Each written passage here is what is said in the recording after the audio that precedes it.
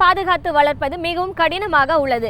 அந்த வகையில் பிள்ளைகளை எவ்வாறு வளர்க்கலாம் என்பதை பற்றி நமக்கு விளக்க வருகிறார் டாக்டர் கார்த்திகேயன் அவர்கள். நம் விடையிலேவா நிகழ்ச்சி நிறைவு பகுதியாக வரவிருப்பது கற்றலும் கற்பித்தலும்.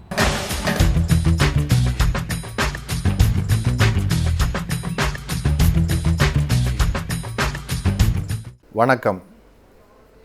நம்முடைய கற்றதும் கற்பித்தலும் நிகழ்ச்சியில் சென்ற வாரத்திலிருந்து பிள்ளை வளர்ப்பு கலை அப்படிங்கிறத பற்றி பேச ஆரம்பித்தோம். பிள்ளை வளர்ப்பை பற்றி பேசணுமா, அந்த அளவுக்கு சிக்கல்களா அப்படின்னா ஏன் அப்படிங்கிறதுக்கான என்ன சொல்லலாம் சமூக காரணங்களை பேசணும். இன்றைக்கி வாழும் முறை சிக்கலாக இருக்கும் பொழுது, சமூக காரணிகள் மாறும் பொழுது இதெல்லாம் குடும்பத்துக்குள்ளே சிக்கல் வருது அப்படிங்கிறத பற்றி பேசிக்கிட்டு இருந்தோம். பிள்ளை வளர்ப்பில் அடிப்படையான ஒரு விஷயம், எல்லா காலத்துலேயுமே தலைமுறை இடைவெளின்னு ஒன்று இருக்குது. ஆனால் எந்த காலத்துலேயும் இந்த அளவுக்கு வெளியிலேருந்து தேவைகள் தேவைப்படலை. வெளி ஆட்கள் நமக்கு அறிவுரை சொல்ல வேண்டிய காலகட்டம் இது வரைக்கும் இருந்தது கிடையாது. எல்லா காலத்துலேயும் பிள்ளைகள் எப்படி சொல்லலான்னா, நம்முடைய இந்த ஒரு பரிணாம வளர்ச்சியில் எல்லா காலத்துலேயுமே பிள்ளைகள் அவர்களுடைய பெற்றோர்களை விட அறிவு ரீதியாக முன்னேற்றமாக தான் இருப்பாங்க. அதில் எந்த விதமான சிக்கல் கிடையாது. ஆனால் என்ன இங்கே நம்மளுக்கு வந்திருக்கு அப்படின்னு கேட்டிங்கன்னா, இன்றைக்கு இவங்க பெற்றோர்கள் எடுக்கக்கூடிய விஷயங்கள், முடிவுகள் ரொம்ப சிக்கலாகிடுது. உதாரணத்துக்கு சுதந்திரம் எடுத்துக்கலாம். விடுதலை உணர்வு இன்றைக்கி இவங்களுக்கு அதிகமாக இருக்குது. ஒரு சின்ன குழந்தை தனக்கு என்ன வேணும்னு முடிவு பண்ணுது. ஒரு காலத்தில் 10 குழந்தைங்க இல்லை ஒரு 25 பேர பிள்ளைங்களுக்கு ஒரே மாதிரி ட்ரெஸ் போட்ட காலம்லாம் இருந்தது. இன்றைக்கி ஒரு குழந்தைக்கு ஒரு சந்தர்ப்பத்தில் ஒரு உடை எடுக்கணுன்னா அது ஒரு அரை நாள் வேலையாக போயிடுது. அதுதான் இன்றைக்கி நிஜம். அக்கா தங்கச்சி 2 பேர் இருந்தால் 2 குழந்தைங்களை கூட்டிகிட்டு போய் ஒரே மாதிரி உடை எடுக்க முடியாது. உங்களால் ஒரே மாதிரி பானம் மருந்து முடியாது. ஒரே மாதிரி உணவு இன்றைக்கி சாப்பிட முடியாது. அந்த அளவுக்கு நமக்கு என்ன கேட்டால் வேறுபாடுகள் ரொம்ப அதிகமாகிடுது. குடும்பத்துக்குள்ளேயே பார்த்தா ஒரே உணவு சமைக்கிற காலம்லாம் போயிடுச்சு. இன்றைக்கி சமைக்கிறவங்க பாடி இன்றைக்கி என்னென்னா, ஒவ்வொருத்தருக்கும் நீங்கள் என்ன சாப்பிட்றீங்க, எனக்கு இது பிடிக்காது, எனக்கு இது வேணும், எனக்கு இது வேண்டாம், எனக்கு இது இப்போ வேணும், எனக்கு இதை செஞ்சு வை. கால மாற்றங்கள் மாறிப்போச்சு. முன்ன என்னென்னு கேட்டிங்கன்னா, எல்லாம் காலையில் இதுவாகும், நமக்கு வாழ்க்கையை துவங்கும், இரவு நேரம் வாழ்க்கையை முடியும். இன்றைக்கி இரவுகள் நீண்டுக்கிட்டு போகுது. ஊடகங்களுடைய முழு வீச்சு இரவுகளில் தான் இருக்குது இல்லையா, தொலைக்காட்சியிலேருந்து எல்லாமே. அதே மாதிரி எல்லா விஷயத்தையும் செய்வதற்கு இரவுகள் அப்படின்னு ஆயிடுச்சு. வெளியில் நம்ம போவதற்கு இரவுகள்னு ஆயிடுச்சு. இரவு வாழ்க்கை அதிகமாகிடுச்சு.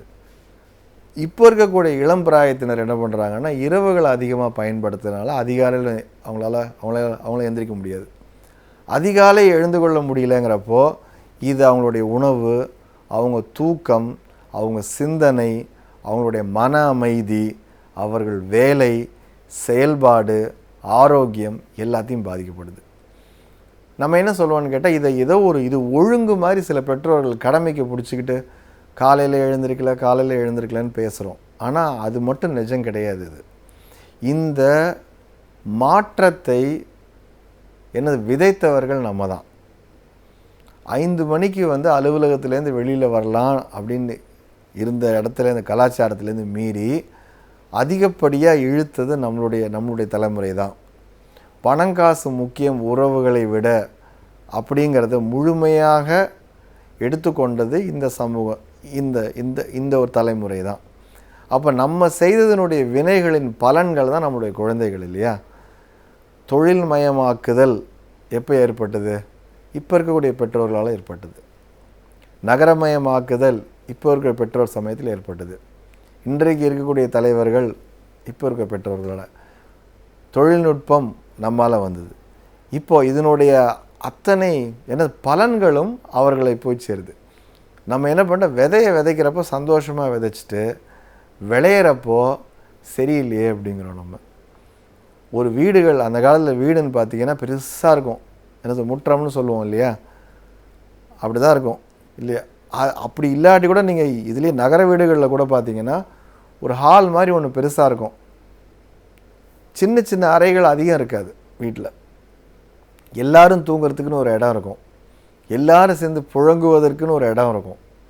ஒரு வீட்டினுடைய அமைப்பு திண்ணைன்னு இருக்கும். திண்ணை எதுக்குன்னு கேட்டால் வெளி உலகத்தினுடைய தொடர்புகள், வெளி உலகம் என்னன்னு. இன்றைக்கி என்ன செய்யறோன்னா கேட்டை போட்டு பூட்டிடுறோம் பெருசாக, வெளி உலகம் உள்ளே வரக்கூடாது, உள்ளே இருக்கவங்க வெளியில் போகக்கூடாதுன்னு. ஹாலை வந்து சின்னது பண்ணிட்டோம், ஏன்னா வந்தவங்கள உடனே துரத்துறதுக்கு தான் அந்த ஹாலு இல்லையா. ஆனால் ஒவ்வொரு பெட்ரூமையும் பெருசு பெருசாக கட்டிகிட்ருக்கோம். அப்போ என்ன பண்ணுறோன்னா தனிமையை பெருசு பண்ணுறோம், தனியாக இருக்கக்கூடிய நேரத்தை பெருசு பண்ணிக்கிறோம். கையில் என்ன பண்ணுறோம், பெரிய பெரிய அளவுக்கு ஒரு மொபைல் ஃபோனை வச்சுட்ருக்கோம்.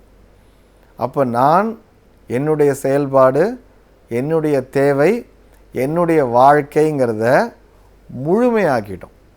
இப்போ 2 பேர் சேர்ந்து சாப்பிட்றாங்கன்னு பார்த்தீங்கன்னா ஆளுக்கு ஒரு ஃபோனை வச்சுட்டு சாப்பிட்ருப்பாங்க எதிரில்.